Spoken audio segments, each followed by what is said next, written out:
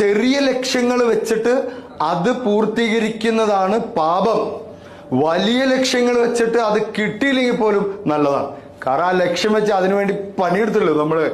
അങ്ങനെ പണിയെടുക്കുമ്പോൾ നമ്മളൊന്നും മാറും. ചിലവരുടെ പ്രശ്നം ദേ ആർ ബീങ് കംഫർട്ടബിൾ. എനിക്കിതൊക്കെ മതി, ഇത്രയൊക്കെ തന്നെ മതി, ഇതാണ് സമാധാനം. വെറുതെ പറയാ, വളർച്ച ഉണ്ടാവില്ല. സ്ട്രെച്ച് ചെയ്യണം, ലക്ഷ്യം വലുതാക്കണം. ലക്ഷ്യം വലുതാക്കുമ്പോൾ തടസ്സം നമ്മൾ മറക്കും. അതൊരു മെന്റാലിറ്റിയാ. ചിലവർ തടസ്സം കാണും, ചിലവർ അതിനുള്ള ഓപ്പർച്യൂണിറ്റി കാണും. ന്യൂസ് അവർ എന്നൊക്കെ പറഞ്ഞ ഈ വാർത്തയില് കാണരുത്.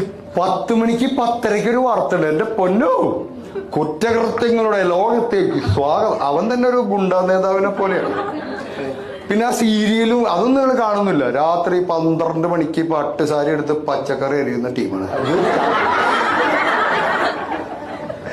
ഈ ഹിന്ദി സീരിയലൊക്കെ എന്റെ വൈഫിന്റെ ഉമ്മ ഇരുന്ന് കാണുകയാണ് ഹിന്ദി സീരിയൽ. ഞാൻ ഇത് എന്ത് മനസ്സിലായിട്ടാ, നല്ല ഡ്രസ്സല്ലേ